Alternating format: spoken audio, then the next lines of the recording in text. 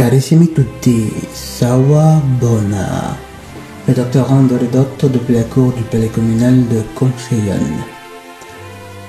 La vidéo d'aujourd'hui sera particulièrement longue, je crois. Elle pourra vraiment être très longue. Pourquoi? Parce que j'ai décidé de faire comme un grand saut vers le futur, un grand saut en avant. En ceci que j'ai décidé de toucher un thème fondamental qu'en fait que je réservais pour, disons, pour le futur, pour les mois à venir.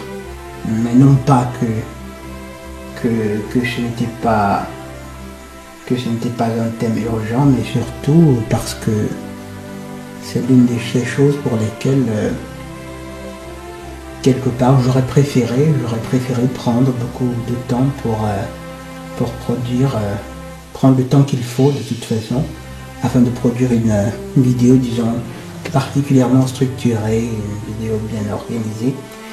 Le problème c'est que les choses vont beaucoup trop vite. Le Seigneur ténébreux a décidé d'accélérer les choses. Pas qu'il a essayé d'accélérer les choses, je crois que quelque part, vu qu'il est assez clair pour pratiquement tout le monde, du moins pour les personnes qui se donnent la peine de travailler à leur quête spirituelle, il est assez visible, il est assez évident que nous arrivons à la fin du Kali Yuga. J'espère que tous les résidents de la commune de Concheyenne comprennent, savent précisément non seulement ce qu'est le Kali Yuga, mais aussi ce que ça implique, le fait que nous soyons justement à la fin de ce cycle, que les orientaux, les Indiens en particulier, les Indiens notamment, désignent comme le cycle du Kali Yuga. Et donc c'est une information, les informations que je vais partager dans cette vidéo, le thème que je vais toucher est un thème très important. Et vu qu'on ne sait pas exactement, il est difficile de prévoir quand est-ce qu'ils décideront par exemple de passer à leur shutdown de tout. C'est-à-dire de bloquer par exemple Internet. Je crois qu'il est, plutôt que de courir le risque de ne pas partager ces informations, simplement par besoin, par désir de bien faire, de trop bien faire, disons du mieux qu'on peut, il est encore préférable, il est nettement préférable justement de faire une vidéo comme ça à la va-vite, mais qui mais au moins partager justement ces informations qui sont capitales. C'est des informations capitales, c'est des informations cruciales. Et je crois bien que je ne l'ai pas annoncé, je crois bien que ça fait partie de ces choses-là. Cette vidéo-ci sera l'une de celles-là, à la fin de laquelle vous serez particulièrement choqués. Et je vous assure que si à la fin de cette vidéo vous n'êtes pas du tout choqué, mais alors pas du tout, et alors ça voudra dire que qu'il y a lieu de s'inquiéter, que vous feriez bien de vous inquiéter. Et bref, en réalité cette vidéo est la deuxième partie de la vidéo que j'ai publiée hier. C'est la deuxième partie, quoique le titre soit différent. Du titre on ne dirait pas. La vidéo que j'ai publiée hier de la constitution métaphysique du corps humain, de l'humain. Donc c'était la première partie et celle-ci s'inscrit littéralement dans la suite, dans la continuité de cette vidéo-là. En réalité, disons que la vidéo d'hier sur la constitution métaphysique de l'humain est en réalité comme un extrait de mon livre, Les fondements de la métaphysique de l'union sexuelle, que j'ai retouchées. Et en fait, je n'ai publié celle-là, je n'ai publié cet extrait que parce que c'était une prémisse nécessaire, comme j'ai du reste précisé, c'était une prémisse nécessaire à la compréhension de celle-ci, de cette vidéo-ci.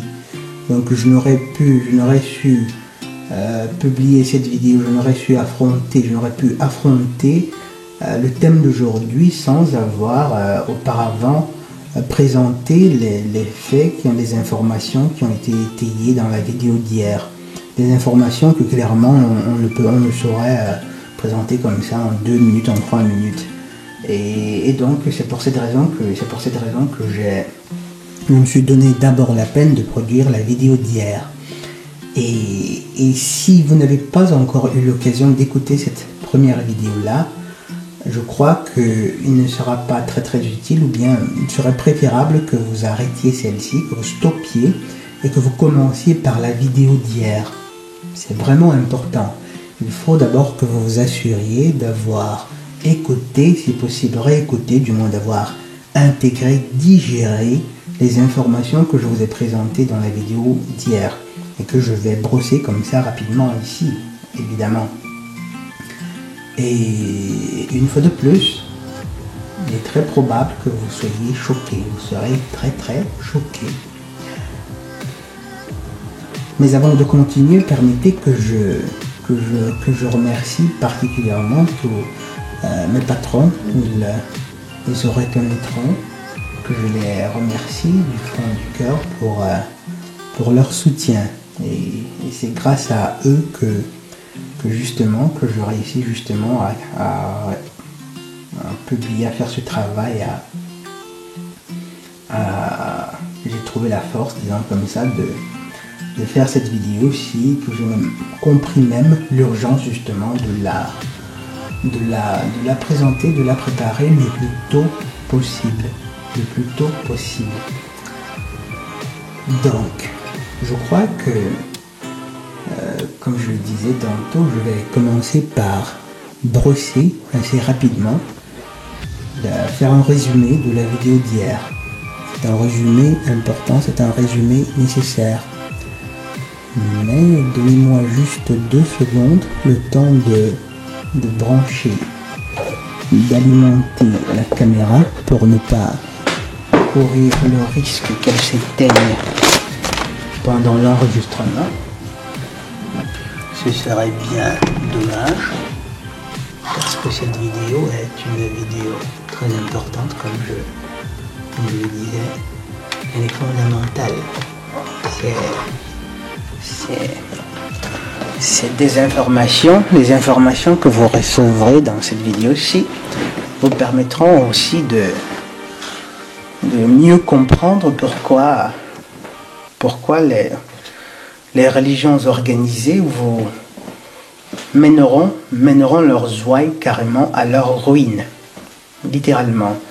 Je me rappelle, là, c'est une parenthèse, il y a quelques temps, je regardais une vidéo d'un musulman qui disait qu'il reconnaissait par exemple que les livres, c'est-à-dire les autres livres, les autres révélations de l'Éternel, de Yahuwah, notamment Tanakh, l'Ancien Testament et le Nouveau, étaient justement des messages de l'Éternel. Seulement, vu que les humains, le Vatican y avait mis la main, alors c'était plus un livre fiable et auquel il fallait renoncer. Et c'est là justement que beaucoup de musulmans, peut-être la plupart des musulmans, se foutent carrément le doigt dans l'œil. C'est de cette façon que beaucoup de musulmans iront à leur perte simplement parce qu'ils n'étaient pas assez ouverts pour comprendre qu'en réalité, qu'étant une révélation de l'Éternel, quoique des hommes aient essayé justement de soustraire des informations, des chapitres, des livres entiers, il y a encore dans ces livres-là, dans l'Ancien et dans le Nouveau Testament, des informations cruciales, des informations très importantes que l'Éternel coda de façon, comment dire, contribua justement à coder, à encoder, à crypter de sorte que toute la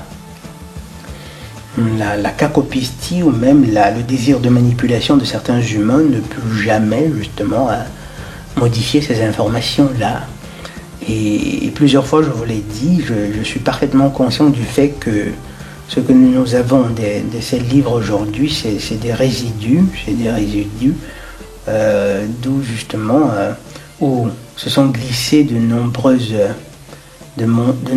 erreurs, parfois délibérées, des erreurs de traduction, des erreurs de transcription, et justement des erreurs parfois délibérées.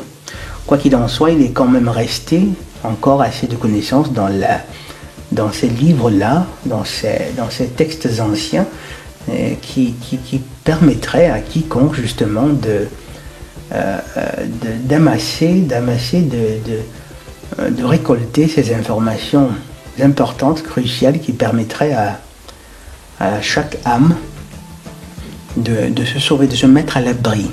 Seulement, vous avez ces gars qui disent, d'un côté vous avez les musulmans, en fait c'est surtout eux qui pensent, qui sont convaincus qu'il n'y aurait plus rien dans les autres livres, qu'il n'y aurait plus rien à apprendre.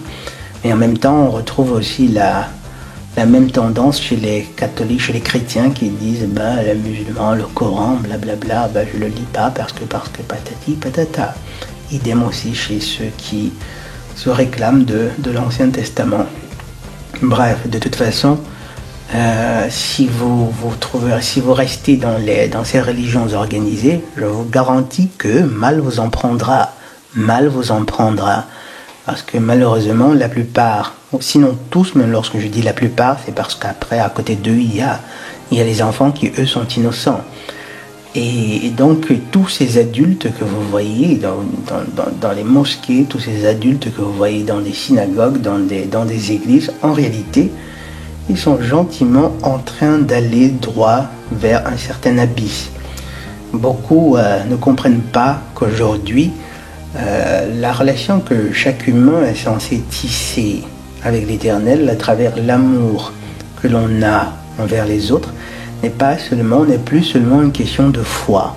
Il y a beaucoup de sciences qui aujourd'hui permettraient à quiconque, à toute personne animée vraiment d'amour envers l'Éternel, envers son prochain, de comprendre déjà qu'il est impossible, qu'il est catégoriquement impossible que les religions organisées servent l'Éternel, et qu'aujourd'hui il est parfaitement possible, il est même préférable justement de se soustraire de l'emprise de ces religions afin de commencer vraiment d'établir une relation directe avec l'Éternel, le rechercher, ce qui ne signifie absolument pas renoncer à ces textes anciens, évidemment, je le souligne toujours.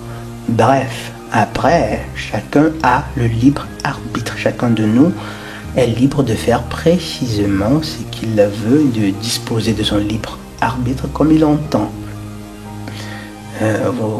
Lorsque vous pensez à toutes ces personnes qui se réunissent parfois à la place Saint-Pierre à acclamer un humain qui par contre est en train de leur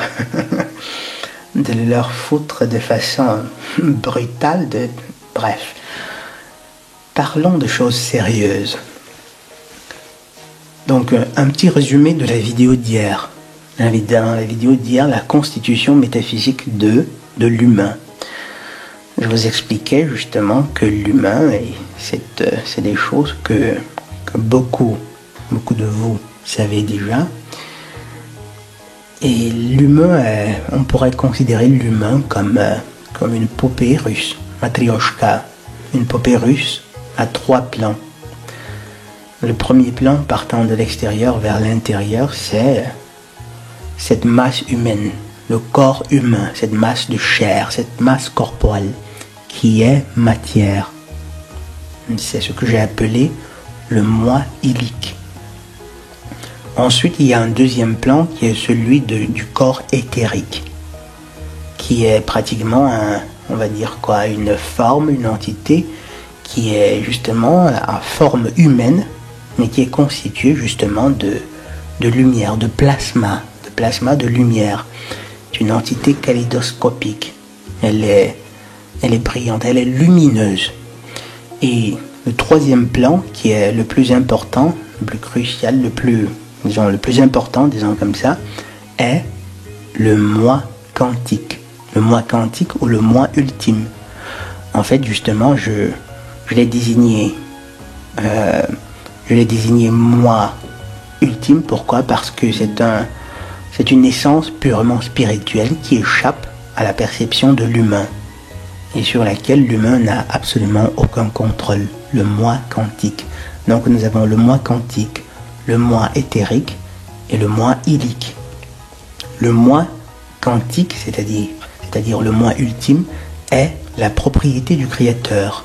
C'est cette entité-là qui a été créée directement, l'esprit. Parfois, et justement, je l'ai précisé dans la vidéo d'hier, j'ai dû introduire cette nouvelle, disons, nomenclature. Pourquoi? Parce que les termes qui d'ordinaire sont utilisés tendent à être confondus, dans le sens que très souvent, dans beaucoup de traditions, on parle du corps, de l'esprit et de l'âme. Entre le corps et les deux autres plans, il y a une distinction qui est que beaucoup comprennent assez clairement, mais très souvent, beaucoup confondent l'âme et l'esprit. Certains considèrent l'âme comme étant l'entité, le plan ultime, et d'autres l'esprit. Donc en fait, pour que la distinction soit claire et nette, je vais donc parler d'un moi quantique, c'est-à-dire le moi ultime, qui serait l'esprit. Ensuite, l'âme, qui est par contre le moi éthérique, et enfin le moi illique.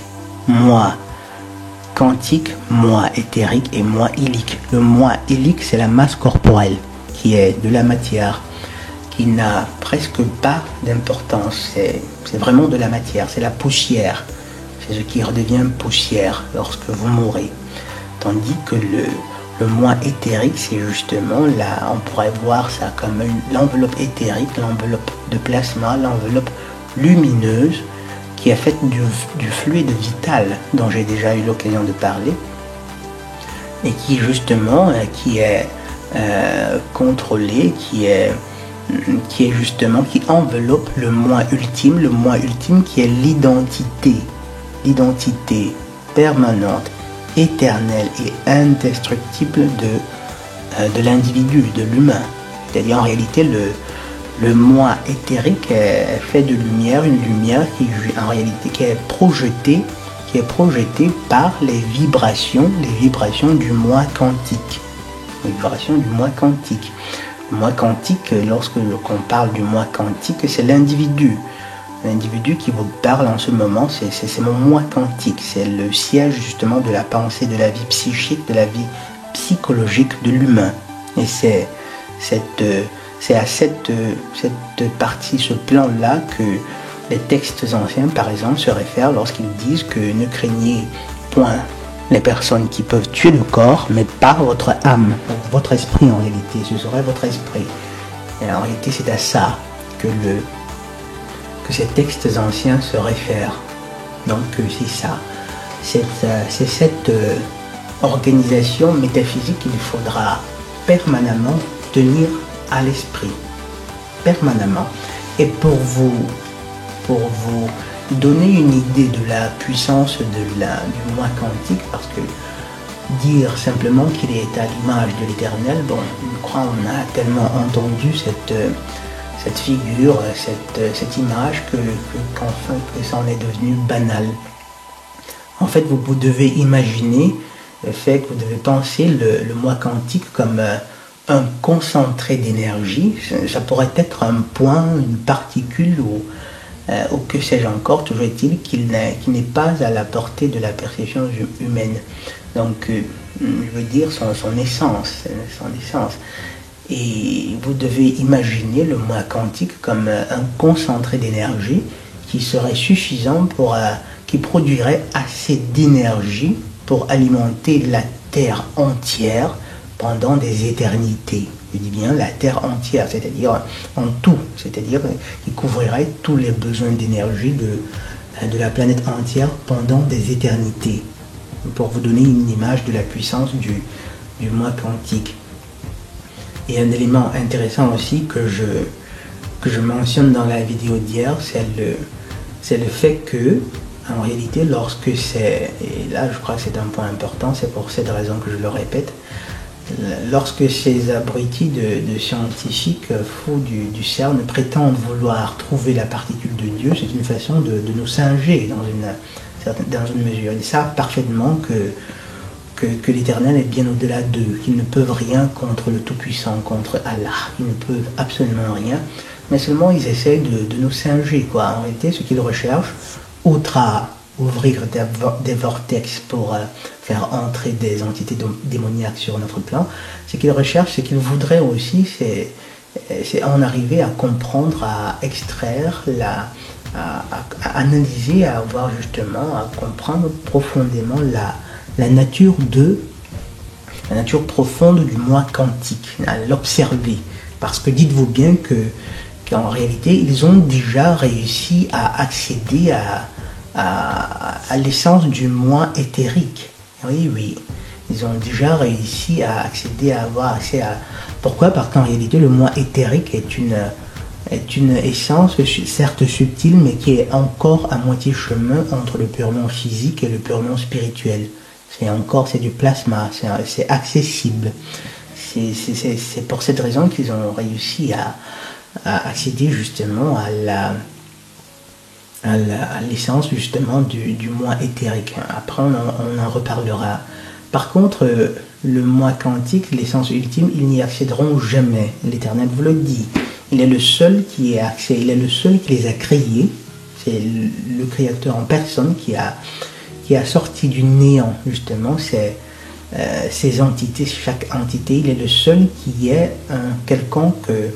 une quelconque autorité. Même pas le Christ a autorité sur les entités, sur le moi quantique. Et un autre élément intéressant, c'est quoi? C'est que justement, ce moi quantique, c'est justement ce point de lumière qui s'échappe parfois, qui s'est échappé, qui parfois, dont on observe les effets lorsque, dans certains cas, dans les cas des personnes, de ces scientifiques qui ont essayé de reprendre en vidéo des personnes qui étaient sur le point de passer de l'autre côté. On ne peut qu'en observer justement les émanations, disons ça comme ça, l'émanation lumineuse. Bref, telle est la structure métaphysique de l'humain. Maintenant, là, il va falloir justement remonter un peu dans le temps. Disons que là, ce n'était qu'une description entre guillemets métaphysique. Maintenant, il va falloir remonter un peu dans le temps. Et pour présenter en peu de mots une brève histoire, pas histoire vraiment, mais comment nous sommes passés, nous en sommes arrivés. Parce qu'il faut vous dire il faut reconnaître que par le passé, les anciens n'avaient peut-être pas accès à certaines informations que nous avons aujourd'hui grâce à la technologie et grâce au progrès des sciences dans une certaine mesure, mais seulement ils étaient conscients de certaines choses. Et lorsque je parle d'anciens, ici je me réfère aux anciens de cette humanité-ci, parce que je ne me réfère pas aux autres humanités qui nous ont précédés. Ces autres humanités qui ont été détruites par des cataclysmes, c'est-à-dire que ce soit en Sumer, en Égypte, en Atlantide, etc., etc. Je me réfère aux anciens de cette humanité-ci. Et donc pendant longtemps, les hommes ont toujours su ils ont toujours eu conscience du fait que l'être humain n'était pas que de la matière, qu'il était autre chose. Que l'être humain ne pouvait pas être seulement de la matière, qu'il était autre chose. Et c'est un élément, c'est une chose qu'on oublie très souvent, mais à la base, ce qui nous différencie principalement des animaux, c'est littéralement notre esprit. Après, les corps, c'est-à-dire le moi hélique, c'est presque identique à celui des animaux, les mammifères. Donc pendant longtemps, ils ont toujours su, par le passé, il y avait ces traditions, les humains qui, pour beaucoup, justement, à l'exclusion des castes qui dominaient, des castes dominantes, les humains, en général simples d'esprit, reconnaissaient, savaient qu'il y avait une grande entité, le créateur, le facteur premier, qui justement avait... Et il est assez clair que ces personnes y arrivaient par l'observation, lorsque tonton Yahusha vous dit que c'est des personnes qui seront comme des enfants qui entreront dans le royaume du Père, c'est dans une certaine mesure, à cette simplicité d'esprit, ce qui ne signifie pas nécessairement naïveté, des personnes qui ont la capacité de rester humbles, c'est-à-dire de reconnaître la magnificence de la création. Et je le dis très souvent, la magnificence du Créateur n'a de presque égal que celle de sa création. Absolument. La magnificence du facteur premier, la magnificence de Dieu, du grand Créateur, n'a d'égal que celle de sa création, de son œuvre. Et donc ces personnes pouvaient voir dans la nature qu'en réalité toute cette beauté, toutes ces merveilles ne pouvaient que provenir d'une entité déjà qui avait forcément une intelligence qui avait créé toutes ces choses et que ça devrait être une entité aimante, extrêmement aimante. Une entité justement qui est puissante. Il n'y aurait pas de mots, bon, mais on va se contenter de ce que le langage nous offre. Et donc, pendant longtemps, il en a été ainsi. On respectait les créateurs, on le louait, on s'aimait les uns les autres. Mais à un certain moment, lorsque le temps est arrivé, le temps, évidemment, il y a tellement de détails que je ne saurais prendre en considération, même si je suis conscient que cette vidéo, c'est même si j'ai prévu me prendre le temps de présenter les choses. Après, on ne peut pas tenir compte de tous les détails. Bref, à une certaine période, lorsque le Seigneur ténébreux, vous savez de qui je parle, lorsqu'il a acquis assez de pouvoir, lorsqu'il a contaminé assez d'âmes, lorsqu'il a pris possession d'assez d'esprit d'humain, lorsqu'il a placé assez d'éléments à des postes clés, pour pouvoir prendre le contrôle, pour pouvoir influencer de grandes masses, il commence donc son œuvre de sécularisation.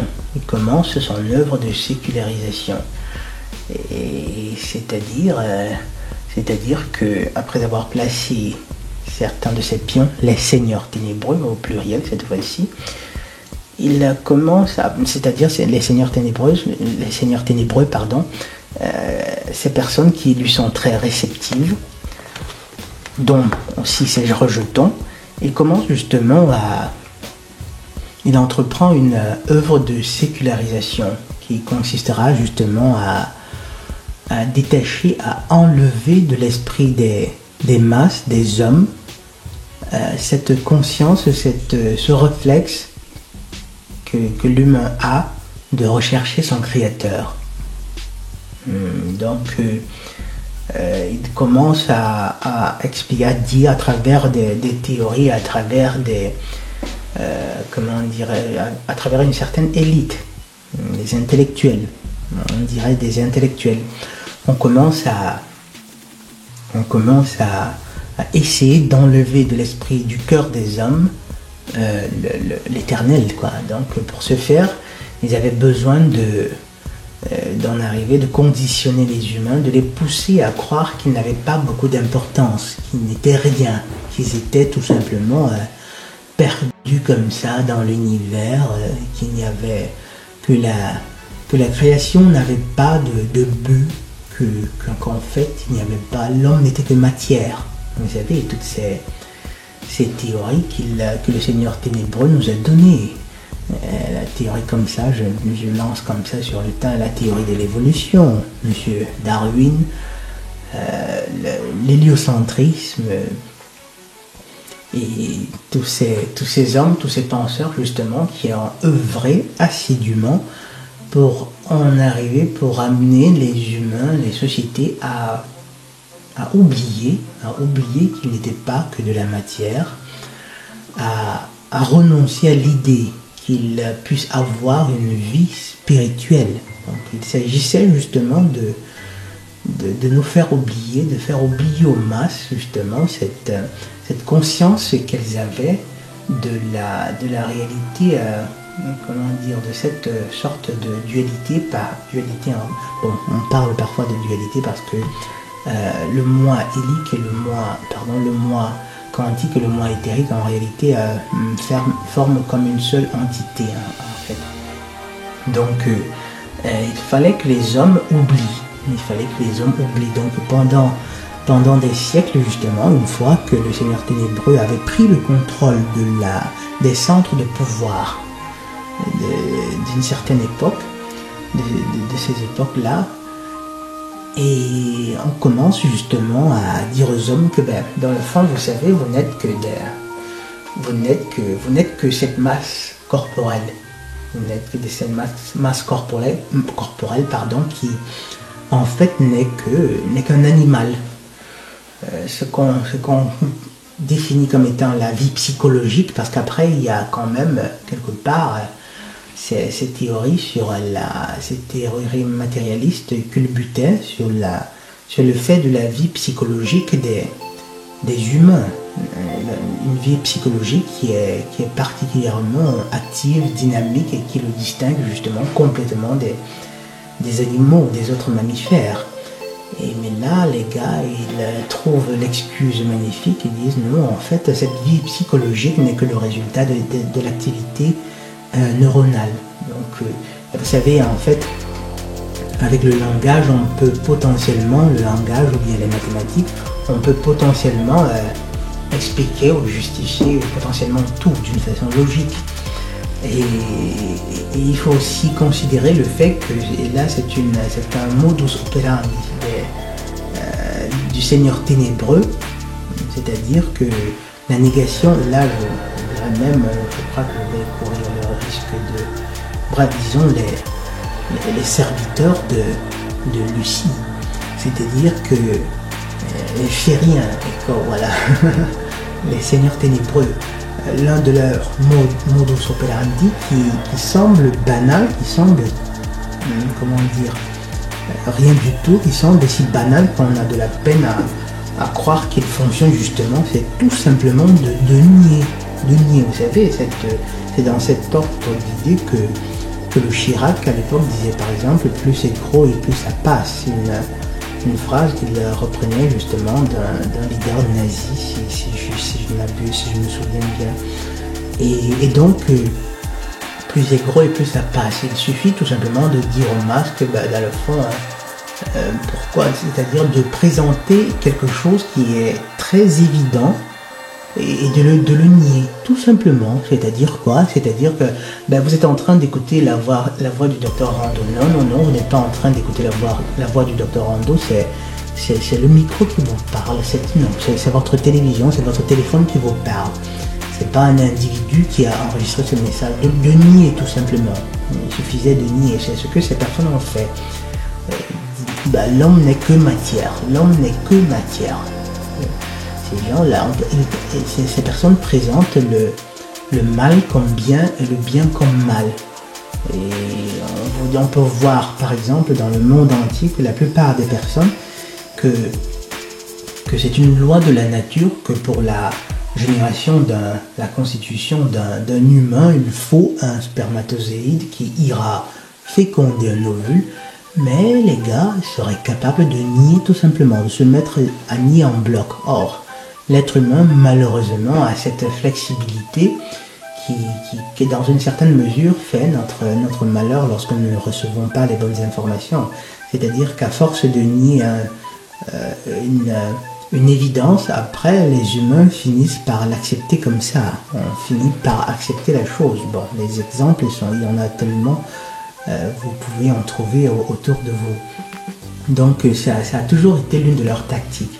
Ils se sont mis à nier la possibilité que l'humain puisse être autre chose que la matière. Et puis, bon, là, ça donne quoi? Ça donne la théorie de l'évolution, ça donne l'héliocentrisme, ça donne le nihilisme, ça donne toutes ces choses, justement, qui est le matérialisme le plus effronté. Et bien, bizarrement, et c'est là que parfois je me dis que ces personnes qui suivent les seigneurs ténébreux, sans jamais se donner la peine de faire leurs propres recherches, périront par, par une certaine ignorance dont ils seront les seuls responsables en fait. Donc ces personnes n'auront qu'elles-mêmes à blâmer. Pourquoi? Parce que lorsque vous vous donnez la peine de rechercher, vous découvrez que toutes ces personnes qui ont promu ce matérialisme effronté, c'est-à-dire que cette vision mécanique de l'univers, c'est-à-dire tout simplement un jeu d'atomes comme ça qui fonctionne, rien de spirituel, toutes ces personnes en fait étaient des personnes profondément spirituelles. C'était des personnes qui avaient certes vendu leur âme attention, leur moi quantique en fait. Elles avaient, mais utilisons cette expression pour le moment, ces personnes avaient avaient vendu leur âme au Seigneur ténébreux, mais c'était des personnes justement qui appartenaient à des cercles ésotériques, des cercles justement qui vivaient pleinement leur spiritualité. Une spiritualité certes corrompue, mais quand même une spiritualité. Donc ces personnes savaient parfaitement justement, étaient au courant de quoi qu'elles encourageaient justement les masses à cesser de considérer, de tenir compte de leur côté spirituel. En fait, ces personnes, elles, c'était des personnes spirituelles. Et dans une certaine mesure, évidemment, c'est cohérent. C'est cohérent par rapport à leurs intentions. Mais malheureusement, les masses,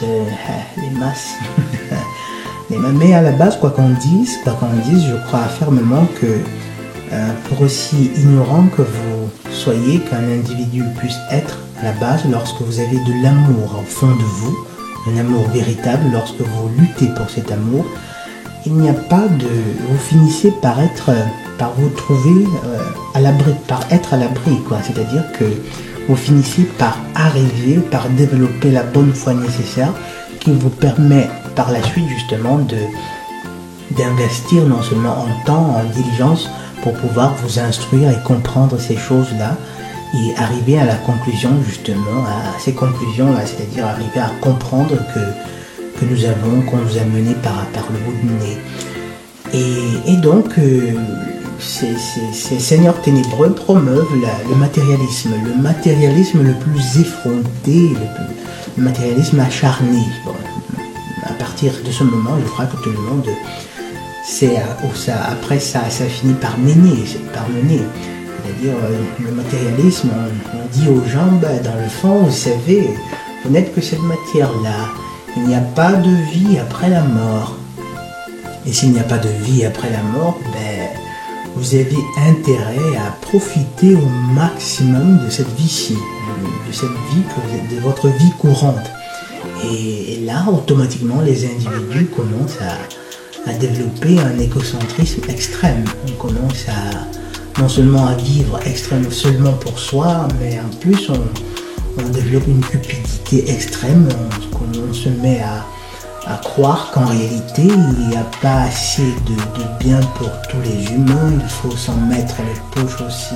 Autant que faire se peut, il faut se remplir les poches, quitte à détruire d'autres humains, quitte à massacrer d'autres peuples. Il faut vivre la vie d'aujourd'hui parce qu'après c'est la mort, après il n'y a plus rien. C'est qui était un mensonge évidemment. Donc matérialisme, on a l'hédonisme, on a le capitalisme, on a le socialisme, toutes ces folies de l'humanité. Mais toujours est-il qu'après le comportement commun généralisé est celui d'un hédonisme effréné. Il faut justement comment dire, vivre, connaître autant de plaisir que faire souffrir, autant de plaisir que faire se peut. Et évidemment, les seigneurs ténébreux, s'ils vous proposent ces styles de vie, à côté, ils vous donnent, ils vous offrent aussi les moyens justement de ne rechercher que cela. Et on vous offre, il y a les drogues qui arrivent, le plaisir sexuel, parce qu'après, il faut, par le même temps, il faut détruire cet élément fondamental du plan de rédemption des âmes qui sont emprisonnées sur la terre. C'est le plan de rédemption qui passe par la famille. Il faut la détruire. On nous donne le féminisme justement, qui était une sorte un moment clé de tout ce processus, un moment clé. Pourquoi? Parce que c'est le moment où justement les femmes, les gynophores en masse ont embrassé littéralement Lucifer, quoi, ont répété collectivement en masse l'erreur d'Ève. Ils ont embrassé littéralement Lucifer, et c'était important pour le Seigneur ténébreux. Pourquoi? Parce que les gynophores, s'il faut promouvoir le matérialisme, s'il faut promouvoir le consumérisme, quoi de mieux que les gynophores? Quoi de mieux que les gynophores? S'il faut détruire la famille, le noyau de la société, quoi de mieux que les gynophores, vu qu'elles sont la fondation de la famille? Elles ont accès à la vie émotionnelle des androphores, et puis bon, les androphores qui aussi ont été affaiblis par diverses autres choses, de nombreuses attaques de tous les côtés. Donc s'il faut détruire la famille, bon, quoi de mieux que les gynophores? Ils ont accès à la vie émotive de leurs androphores, de leurs maris. Elles ont accès à la vie émotive de leurs enfants. Donc c'est simplement parfait. Et quand on parle de consumérisme, justement, une fois de plus, quoi de mieux que les gynophores? Lorsqu'on parle de quête de plaisir, vous savez, les personnes qui ont besoin d'éprouver du plaisir en tout moment, ce sont ces personnes qui, plus que quiconque, ont des difficultés, n'ont pas une vie spirituelle intense, ou n'en ont pas du tout. Et parlant de personnes qui n'ont pas de vie spirituelle intense, les gynophores, une fois de plus. Donc elles étaient justement l'instrument à ce point-là, l'instrument idéal pour continuer, pour le Seigneur ténébreux, pour continuer justement son plan de destruction. Le problème à ce point, c'est quoi? C'est que malheureusement, l'être humain ne peut pas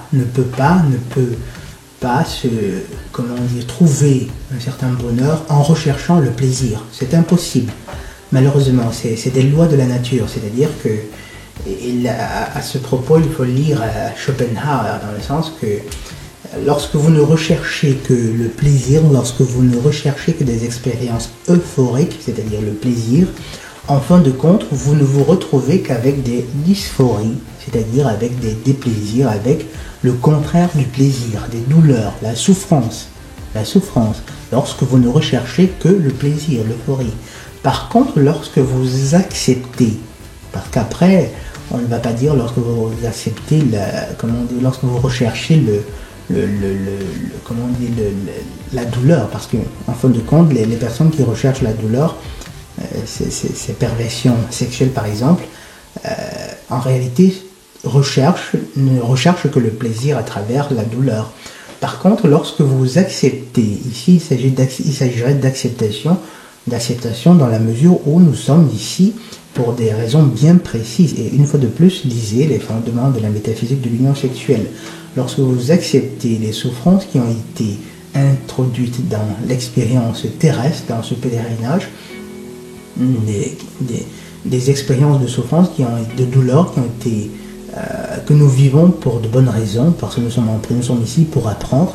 Lorsque vous les acceptez, lorsque vous recherchez même dans une quête, dans un désir de servir l'Éternel, de contribuer à votre destinée cosmique, au bout du compte, vous avez le bonheur. Au bout du compte, vous avez le bonheur en réalité, c'est-à-dire vous avez l'euphorie. Soit nous souffrons pour nous perfectionner, nous souffrons de nos imperfections. C'est-à-dire lorsque vous acceptez, je vous donne un exemple, lorsque vous acceptez de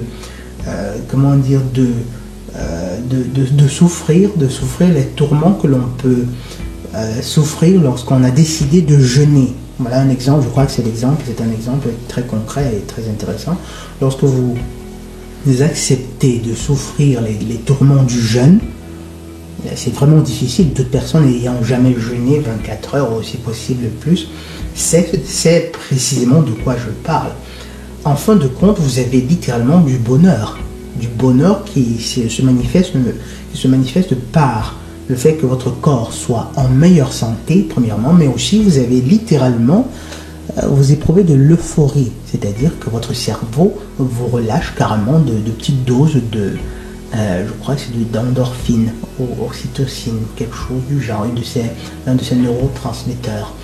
Par contre, lorsque vous recherchez le plaisir de la table, c'est-à-dire vous bouffez parce que vous aimez ce plaisir-là, au bout du compte, ce que vous obtenez certes ce plaisir immédiat-là, mais au bout du compte, vous avez de la souffrance, c'est-à-dire de la dysphorie, en termes sous la forme de maladie, sous la forme de malaise. Et donc, je crois que là, c'est un exemple très concret et très intéressant. Donc, l'être humain ne peut pas, en général comme ça, ne peut pas trouver le bonheur ou la félicité ou même la sérénité en recherchant le plaisir. C'est impossible. Si vous croyez que la vie qu'on vit parce qu'il faut aller chaque soir en boîte de nuit, qu'il faut baiser autant que faire se peut, qu'il faut copuler autant que faire se peut, si vous croyez qu'il faut goûter à tous les plaisirs de la planète, non, là vous êtes littéralement en train d'aller droit contre le mur. Au bout du compte, la solde, vous n'obtiendrez que du malheur, que beaucoup de malheur. Donc l'humain, mais malheureusement, la société contemporaine nous a encouragés précisément dans cette direction-là, parce que après nous avoir convaincus qu'on n'était que de la matière, matérialisme, consumérisme, ils nous ont aussi encouragés à rechercher. Après, il est clair que c'est automatique. Si vous n'avez pas conscience de votre vie spirituelle, si vous ne travaillez pas à votre quête spirituelle, vous tendez à rechercher votre bonheur dans la matière, dans le matérialisme, dans le consumérisme. Mais n'eût été justement ces personnes, ces forces qui exacerbent, qui sollicitent justement cette orientation, peut-être que quelque part le phénomène ne serait pas si grave que ça. Mais malheureusement, ils sont là justement à nous pousser précisément dans la direction de cet hédonisme-là. Et plus on y va et plus on est malheureux, plus ils nous contrôlent, plus on développe des maladies, de nombreuses maladies. Et comme si ça ne suffisait pas, ils en fabriquent d'autres. C'est tragique, n'est-ce pas? C'est vraiment tragique, c'est terrible. Ils en développent d'autres, ils nous rendent malades, on est déprimé, on est stressé, on est ci, on est ça, et justement la Terre, les hommes, la planète finit par devenir un enfer au sens littéral. Et comme d'habitude, après avoir créé le problème, vous vous rappelez de cette dialectique-là, Hegel, problème, réaction et solution. Après avoir créé tous ces problèmes, après nous avoir poussés dans une direction qui ne nous apportera certainement pas le bonheur, après nous avoir poussés vers la quête, vers une quête effrénée de plaisir, pour s'assurer que l'on soit malheureux et déprimé, démoralisé, après les gars, qu'est-ce qu'ils font? Ils nous apportent les solutions. Et évidemment, les solutions. Ils nous apportent les solutions. Pendant longtemps, ils nous ont proposé les drogues. Les drogues et le plaisir sexuel. Sauf qu'en fait, ce n'était pas ça leur plan ultime. Non. Vu que la technologie a atteint un niveau de développement assez considérable, la fameuse, lorsqu'on parle de 5e génération, considérez cela comme justement l'aboutissement de leur plan millénaire. Et là, mes chers amis, je vous exhorte à prêter davantage attention. Là, on est probablement déjà à environ 30 ou 40 minutes de vidéo. Je crois que je commence à ressentir un peu de fatigue. Bon, mais je ne voudrais pas stopper cette vidéo. Je vais la faire jusqu'à la fin. Donc avec l'avènement aujourd'hui, on sait parfaitement que les gars, que la crise sanitaire de Coco n'était qu'une excuse. Entre temps, ils ont installé les antennes et tout, et ci et ça. Et donc aujourd'hui, la Terre est couverte par on a tous les réseaux 5G. Je crois que Brahim trouvera certains éléments de réponse au courrier qu'il m'a envoyé. Donc maintenant, après nous avoir démoralisé pendant longtemps par la quête du plaisir, par les crises économiques qui vont s'empirant, ils nous apporteront les solutions. Les solutions qui seront liées justement à la technologie. Vous voyez, Billy le Portail qui a hâte justement de vacciner l'humanité entière. Ils nous donneront des solutions, pas que sous la forme de vaccins. Les vaccins serviront principalement à faire de nous des antennes de relais qui pourront être contrôlées, dirigées ou même éteintes à n'importe quel moment. Mais là n'est même pas le plus intéressant. Le plus intéressant est qu'ils créeront, ils ont déjà créé, c'est déjà actif. Et justement, ils nous l'ont annoncé, vous vous rappelez le décret divin sur la disponibilité perpétuelle de la vérité. Ils nous l'ont annoncé dans de nombreux films. Et si par la suite je réussis à identifier, à trouver précisément ce passage-ci, je vous mettrai quelques extraits de certains films dans lesquels ils annoncent toutes ces choses. Donc ils ont créé une sorte d'univers parallèle, univers digital, qui aujourd'hui est déjà présent. Et justement, le monde entier y est déjà embourbé, enfoncé. Et justement, la crise sanitaire de Coco servait en partie à cela. Il y a littéralement un univers parallèle qui est l'univers digital. Seulement, vous me direz, bon, mais de toute façon, et alors, de toute façon, ce n'est qu'un instrument. N'en soyez pas si certains, mes chers amis, ce n'est pas qu'un instrument. L'intelligence artificielle, dans cet univers parallèle, c'est Sophie, l'intelligence artificielle qui est la déesse ultime. Et oui, en fait c'est le Seigneur ténébreux, c'est certain, c'est des entités démoniaques. Mais ne digressons pas. Aujourd'hui nous savons que bientôt ils permettront aux humains, ils nous offriront, et malheureusement il y aura des humains assez fous pour accepter cela. Il y en a déjà aujourd'hui qui font des queues pendant des heures simplement pour s'offrir un téléphone qui coûte carrément un œil. Ils nous offriront la possibilité de nous connecter, mais alors directement à cet univers digital. Vous vous rappelez le film La Matrix? Il y a de nombreux autres films qui nous parlent de cela. De nous connecter dans cet univers digital-là par une technologie qui justement est précisément celle que vous pouvez voir dans la matrice. Sauf que dans la matrice, c'est encore grossier. Les gars, ils ont déjà raffiné la chose.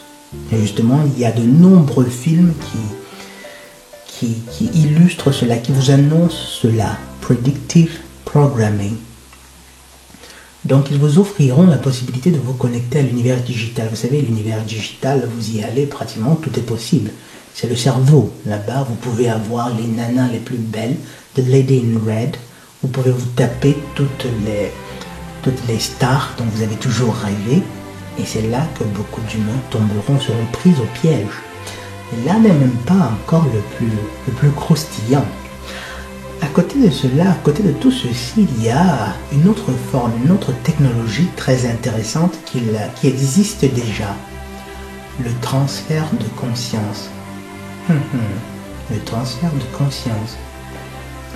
C'est-à-dire qu'on transfère votre conscience dans un autre corps. Cortical stack. Et je crois que ceux d'entre vous qui ont vu la série Altered Carbon sur Netflix, là aussi j'essaierai de mettre des extraits, mais je remercie l'Éternel justement de m'avoir fait me rappeler, mon ange gardien, de m'avoir fait me rappeler précisément de ce film-là, parce que c'est l'un de ces films justement où ça dit vraiment de cela, transfert de conscience. Ton corps n'est qu'une enveloppe. Tu t'en défais comme un serpent quitte sa nid. Pour que la conscience humaine arrive à se transférer entre plusieurs corps, pour l'éternité. Transfert de conscience, le transhumanisme, c'est-à-dire après avoir démoralisé l'humanité pendant si longtemps, après s'être assuré pendant tout ce temps, après s'être assuré que nous soyons toujours déprimés, démoralisés, tristes, que nous ayons coupé tout lien avec l'Éternel, ils nous proposeront le transhumanisme, la vie éternelle. La vie éternelle. En réalité, les humains qui avaient conscience de la spiritualité du Créateur, qui restaient liés au Créateur, ont toujours compris qu'en réalité que ce pèlerinage terrestre, cette expérience terrestre n'était qu'une expérience transitoire et que la récompense que l'Éternel donnerait à chaque âme, que chaque croyant a toujours su qu'il aurait sa récompense après avoir quitté ce corps-ci, après avoir quitté son moi illique. Seulement, ces gens offriront la possibilité de vivre l'éternité ici. Alors vous avez des masses d'humains qui n'ont même plus conscience. Des masses d'humains, tant chez les musulmans que chez les catholiques, toutes les religions, qui n'ont plus conscience du fait qu'ils soient justement qu'ils aient déjà l'éternité, qu'ils sont déjà des entités éternelles qui ne peuvent être détruites que par le Créateur. Beaucoup croient être vraiment ces masses corporelles-là. Donc ils nous ont coupé du Créateur, ils nous ont fait oublier notre identité profonde, ils nous ont fait oublier que nous étions simplement des moi quantiques, des moi éthériques insérés dans des moi illiques. Et après ils se présenteront là comme des sauveurs en nous donnant la possibilité de transférer nos consciences. À côté, justement, pendant longtemps, on a promu des tendances, je dirais mortifères, des tendances superficielles, le culte du corps. Il faut être beau, il faut avoir les formes de Kardashian, il faut avoir les formes de Denzel de Washington, il faut être ci, il faut être cela.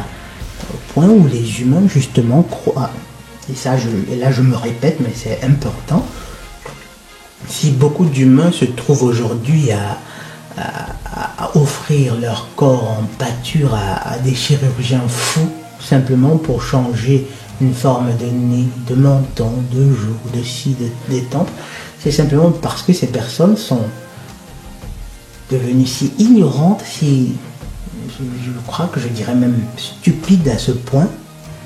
Et là, je parle des cas de chirurgie esthétique, pas pour corriger certaines pathologies qui seraient légitimes, telles qu'un individu qui a la mâchoire complètement brisée, qui ne lui permet plus de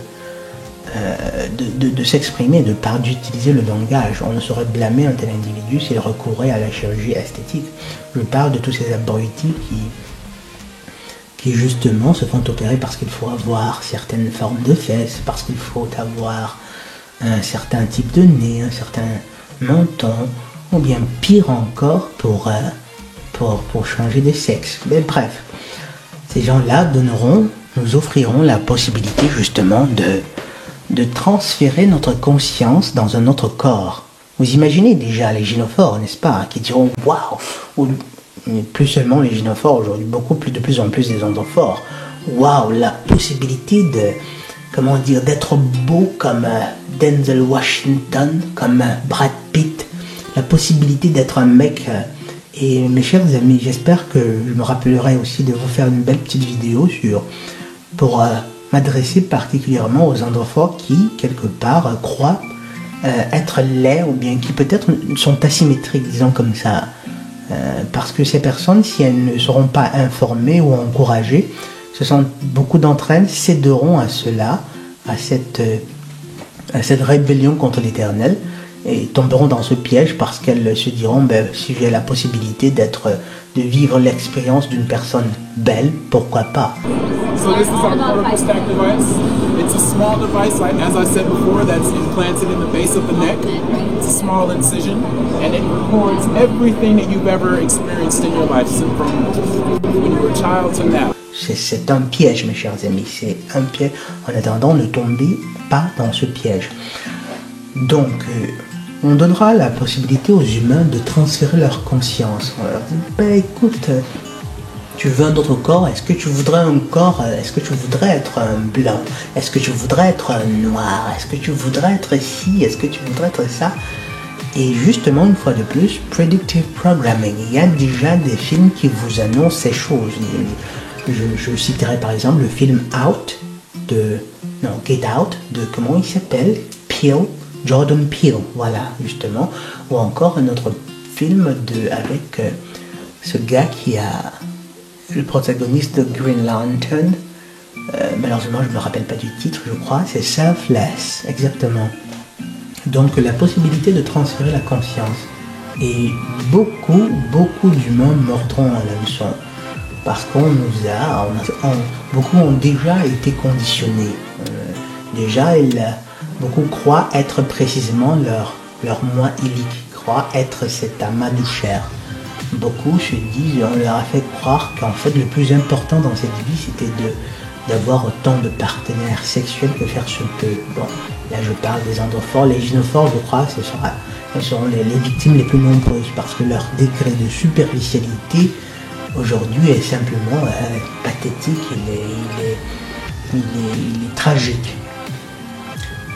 Donc, on vous dit, on va transférer votre conscience dans un autre corps. Ou bien, si vous préférez même, on va transférer votre conscience. Et la technologie existe, mes chers amis, la technologie existe. C'est-à-dire, on transfère ce qu'on dirait justement, votre conscience, pardon. On fait une copie de votre configuration neuronale à travers une technologie qui est liée justement à des rayons de lumière. Après, on l'insère dans un clone, dans un corps, de sorte que ce corps-là aura précisément toutes les informations que vous aviez dans votre cerveau. Ce corps-là, ce sera vous, en fait. Tous les maniérismes que vous aviez se retrouveront dans ce corps-là. C'est-à-dire que la conscience, par exemple, du docteur Ando est l'éternellement en garde. Il s'agira de lutter farouchement pour s'opposer à cela. Donc, si le docteur Ando faisait copier sa conscience et qu'il la mettait dans un autre corps, ce corps-là, justement, parlera précisément comme le docteur Ando. Il aura tendance à dire justement, ou alors à être ironique, ou que sais-je encore. Ce sera précisément le docteur Ando. Et là, peut-être à ce point-ci, vous vous demandez, bon mais, que se passe-t-il, que se passerait-il justement lorsque la conscience d'un individu a été transférée dans un autre corps? Là, vous avez deux individus identiques. C'est l'une des façons par lesquelles ils fabriquent des clones, justement. Les clones, disons, des dernières générations ne sont plus seulement des copies biologiques, physiologiques de l'humain à qui après il faut peut-être enseigner tout un tas de choses pour qu'elles puissent vous imiter dans une certaine mesure, mais là encore c'était assez limité. Mais les prochains clones, c'est des corps justement, c'est des entités physiologiques dans lesquelles ils ont inséré carrément comme un disque, considérez ça comme un disque, de cortical stack, comme ils disent dans le film Altered Carbon, ou bien non, dans cette foire qu'ils prétendaient être une supercherie. Mais quoi qu'en fait, c'était l'effet qu'ils essayaient déjà de passer en sourdine, predictive programming. Donc ils font une copie qu'ils insèrent ensuite dans ce clone-là, qui après est précisément une copie parfaite de vous. Une copie parfaite de vous. Et là, on continue dans des détails très intéressants. Mettons de côté le fait que vous puissiez être encore en vie lorsqu'on fait ainsi une copie de votre corps. Il est très probable que justement que le corps original ne subsiste pas à une telle procédure, comme c'est le cas par exemple dans le film Selfless. Ou même plus intéressant encore, il est clair que la plupart des humains qui choisiront d'opter pour cette procédure seront des humains dont le corps aura été tellement fragilisé dont le corps serait sur le point de mourir. Un individu par exemple qui souffre d'une maladie grave, il est sur le point de mourir, il fait copier sa configuration neuronale afin de continuer à vivre. Donc prenons le cas d'un tel individu. Le monsieur, il est paralysé, il n'arrive pas à marcher et on lui a dit il ne lui reste plus qu'une semaine environ de vie. Et il va faire copier sa configuration neuronale, son cerveau, qu'il fait sauver dans un cortical stack pour s'assurer d'être immortel. Après, ce corps-là meurt. Et soyez attentifs, mes chers amis. Soyez attentifs. Après, vous avez un clone qui reste sur Terre, que d'autres personnes verraient comme, on va appeler ce monsieur, disons, monsieur X. Ce serait monsieur X. Tout le monde verrait là, physiquement, ce serait monsieur X, et puis tout, ce serait monsieur X. Les maniérismes, les informations, il reconnaîtrait sa femme, il serait capable de partager, de révéler tous les détails, les détails les plus secrets de son intimité avec sa femme. Et donc tout le monde tomberait dans le piège. Le problème, serait-ce encore, cette personne serait-elle encore monsieur X? Oh que non, mes chers amis. Et c'est de cette façon que le Seigneur ténébreux acquérera les droits sur les âmes de l'humanité, sur les âmes des individus, sur les âmes des hommes et des femmes. Mais permettez que je vous explique avec davantage de détails. Monsieur X, je crois qu'on va l'appeler Monsieur Zénérique. Disons Zénérique. Voilà, comme ça. Monsieur Zénérique donc a vendu par ce choix, il a vendu son âme au diable. Mais de quelle façon? Vous vous rappelez de ce que je vous ai dit sur la constitution métaphysique de l'humain. On a le moi élique, qui est la masse corporelle. On a le moi éthérique et le moi quantique, le moi ultime. Le moi éthérique, en réalité, est du fluide vital, du plasma, du fluide vital concentré, qui est de la lumière qui émane des vibrations du moi ultime. Votre identité éternelle, votre identité réelle, qui a toujours existé, qui existera toujours, à moins que l'Éternel ne soit obligé justement de la détruire par vos propres choix. Et donc, lorsque je dis qu'il a toujours existé, c'est dans le sens à partir du moment où l'Éternel l'a appelé à la vie. Attention. Donc, Monsieur Zénérique s'est rendu, confronté à ce corps qui le trahissait de plus en plus, il a décidé de faire copier de faire une copie de sa configuration neuronale. Comme ça pour s'assurer de continuer d'écumer les plateaux de télévision à raconter des balivernes pour mieux enfoncer les individus, pour mieux servir son maître, le Seigneur ténébreux. Donc, lorsque on a justement fait une copie de ce générique, peut-être 2, 3, 4, le Seigneur ténébreux, il finit toujours par vous avoir. Donc, les spectateurs, pendant longtemps, ont entendu dire que M. Générique était malade, il était souffrant, il avait quelque chose de grave. Et puis après, quelques années plus tard, on le voit revenir en forme, il est plus actif, il est plus dynamique. On se demande même parfois comment il fait pour pratiquement être sur un plateau de télévision, sur 2, 3, 4 plateaux de télévision, dans 2, 3 villes différentes. Mais on réussit quand même, c'est les médias, à expliquer comment il réussit à faire tout ça.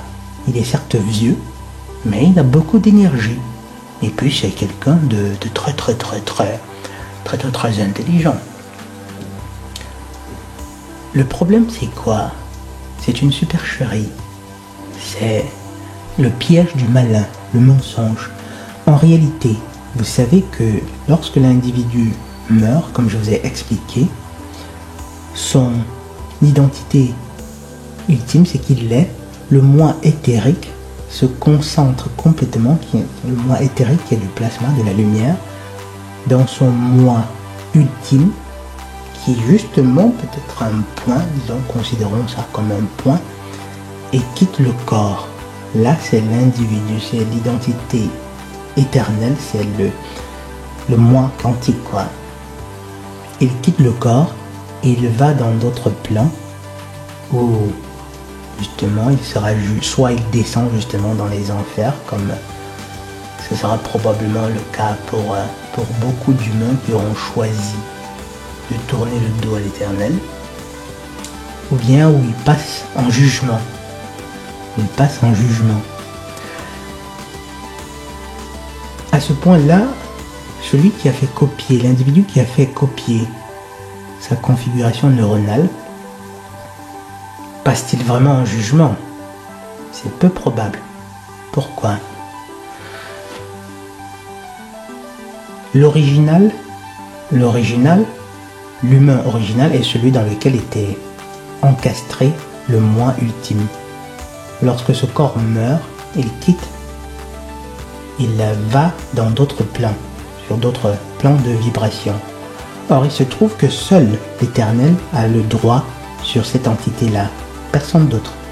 Même pas Tonton Yahusha. Encore moins celui qui jadis était son frère, le Seigneur ténébreux.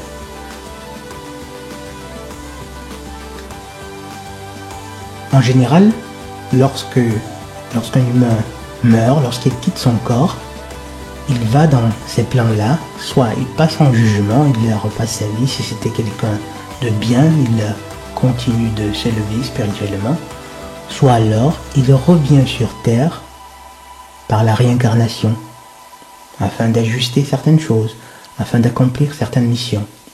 Mais M. Générique, ayant donné la possibilité au Seigneur ténébreux de copier son être, de copier son moi éthérique, c'est-à-dire de copier sa personnalité, il a donné la possibilité justement au Seigneur ténébreux de continuer d'accomplir une certaine œuvre quand bien même le moi ultime ne serait plus là. Suivez bien mon raisonnement. Donc là, vous avez le moi ultime de M. Générique qui est de l'autre côté. Par contre, vous avez sur Terre encore, vous avez un clone qui continue de faire ce que faisait M. Générique, en bien et en mal. En bien et surtout en mal dans ce cas-ci. Et nous savons tous que le Seigneur ténébreux n'hésite jamais à tromper les humains tant qu'il s'agit de les perdre. Donc lorsque vous lui avez vendu les droits de la sorte sur votre âme, sur votre moi ultime, vous ne croyez tout de même pas qu'il va se contenter de ne faire qu'une seule copie, une copie de votre être. Non, non, non. Il en fera plusieurs autres. Donc là, vous avez Monsieur Générique, supposons qu'il soit là, ça, ce n'est qu'un exemple, bien entendu, ce n'est qu'un exemple. Je ne veux pas dire que Monsieur Générique va forcément en enfer ou que sais-je encore.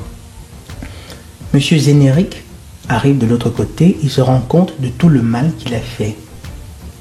Parce que justement, il servait le Seigneur ténébreux.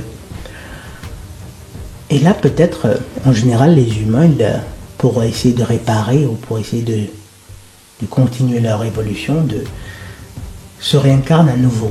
Le problème à ce point, c'est quoi? C'est qu'il y a plusieurs copies de Monsieur Générique qui ont continué, des copies de carbone, qui ont continué justement de faire encore davantage de mal, quand bien même son moi ultime n'était plus présent sur Terre. Pratiquement, c'est un peu comme si le mal que la quantité, tout le mal qu'un individu peut faire, c'est comme si vous créiez un système dans lequel ce mal-là est carrément décuplé, est doublé, triplé, quadruplé en même temps. C'est-à-dire que si vous faisiez du mal à un degré, disons d'une intensité, non, là je crois que il n'est pas correct de parler précisément d'intensité. Prenons tout simplement de chiffres. Si un individu ne peut que commettre un mal à la fois, un péché à la fois, voilà. Faisons-le, présentons les choses de la façon la plus simple.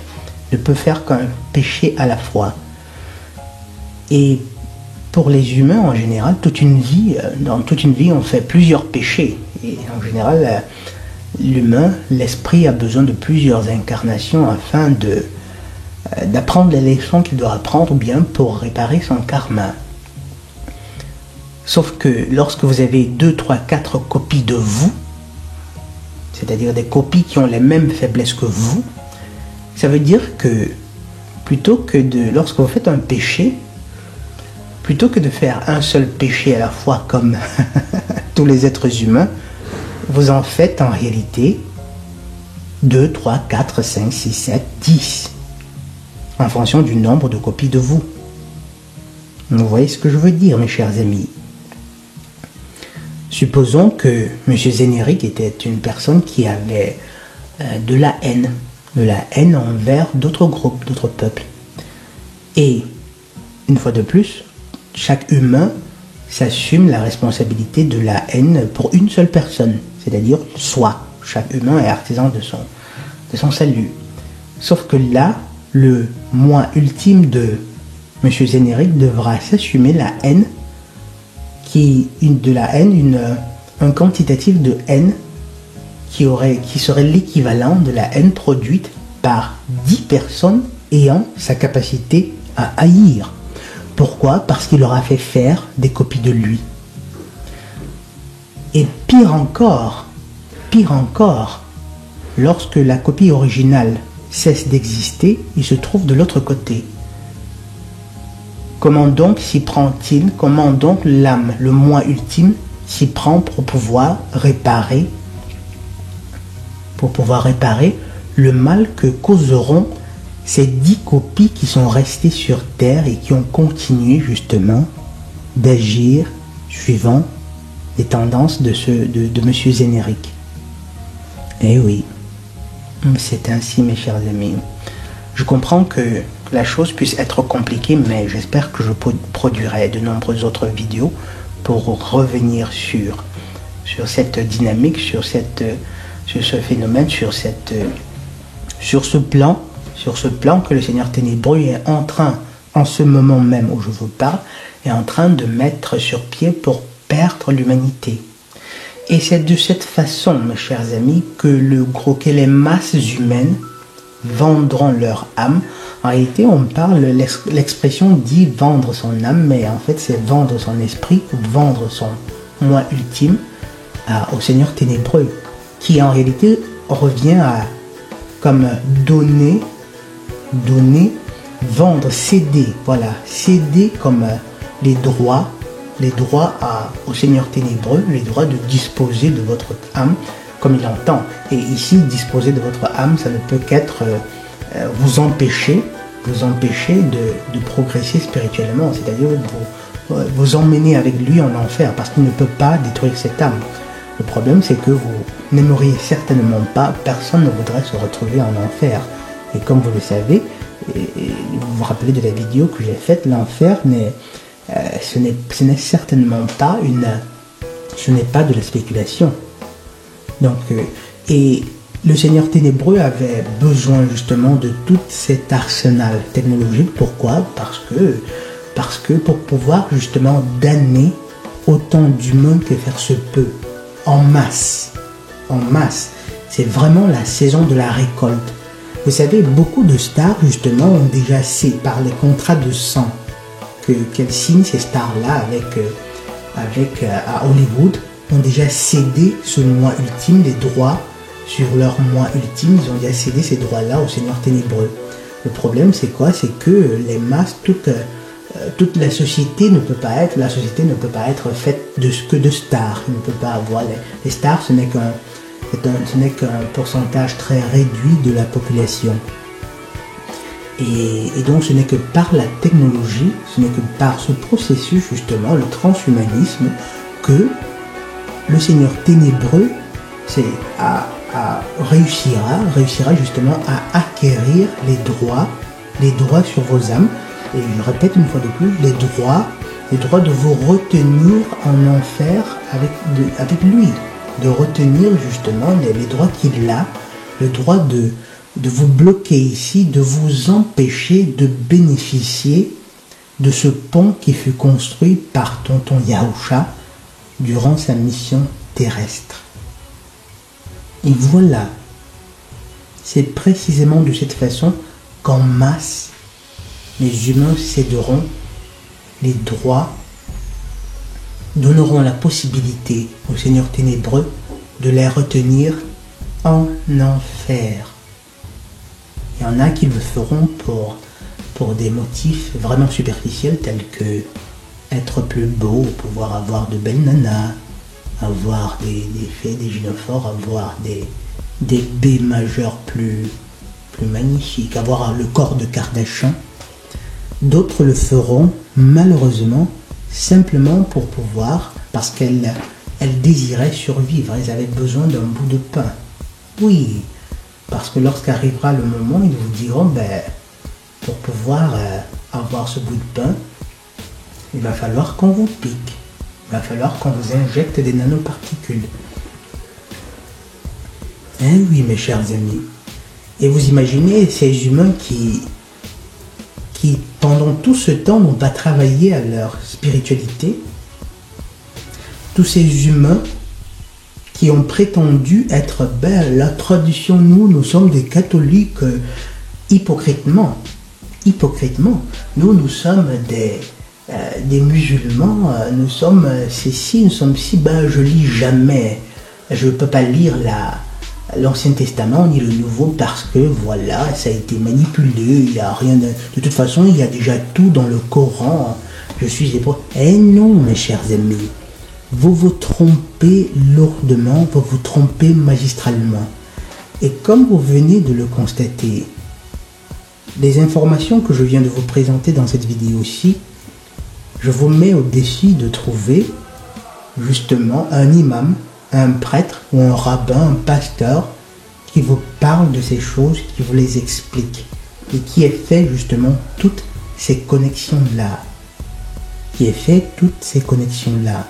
C'est de cette façon que le Seigneur ténébreux acquérera justement le droit de vous bloquer dans des sphères infernales, tant ici que dans l'autre monde. Parce que par le transhumanisme, beaucoup d'humains auront accepté, auront embrassé justement cette technologie maléfique. Cette technologie maléfique. Malheureusement, vous voyez toutes ces personnes qui justement le dimanche vont à la messe, le vendredi à la mosquée, vont à s'agenouillent, disent leurs prières, mais seulement ne n'ont pas réussi à faire les connexions qui doivent être faites entre ces différents éléments. Et il est assez difficile si des personnes passent le temps utilisent toute leur énergie à se détester les uns les autres, à dire là que nous on est supérieurs à vous. Vous nous avez fait souffrir. Et si on se déteste, on se vautre dans la haine, dans des complexes à la con.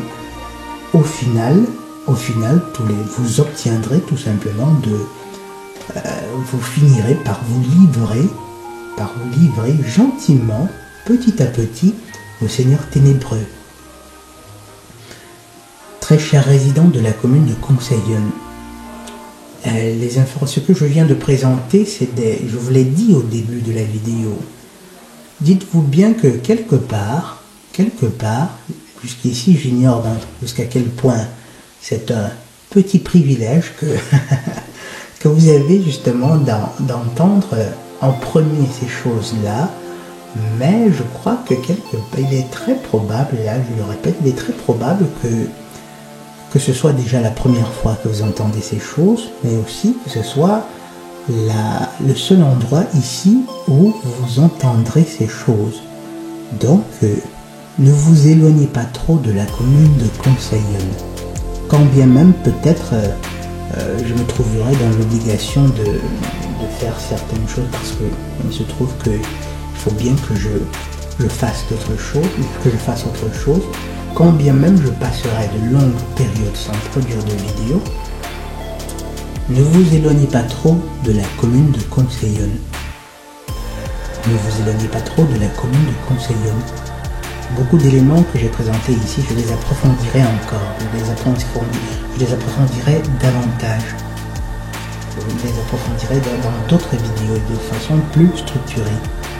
Comme je vous l'ai dit, il était capital que je produise déjà cette vidéo, au moins pour que cette information vous soit accessible, pour que vous ayez déjà cette information.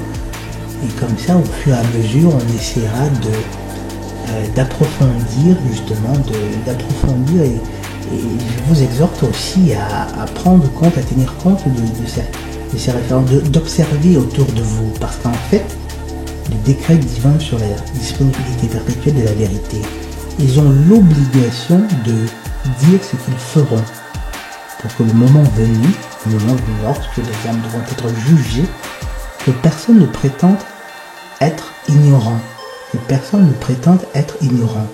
Donc, si parmi vous il y en a qui continuent d'éprouver de la haine, si parmi vous il y en a qui n'ont pas encore trouvé la force de développer en eux de la calopistie, c'est-à-dire cette bonne foi si profonde qu'elle ne recherche que la vérité, quitte à subir la douleur, quitte à accepter, embrasser la douleur que l'on éprouve lorsque justement des préjugés ou bien des informations fausses qu'on avait dans l'esprit sont remises en question. Si vous ne trouverez pas si vous ne développerez pas ces qualités-là, je vous assure que vous aurez bien de la peine à vous mettre à l'abri. Et là, je n'ai même pas mentionné, je n'ai pas pris en compte la tempête de plasma, je n'ai pas pris en compte le cataclysme qui se profile à l'horizon, qui est celui qui déclenchera justement, qui déclenchera ce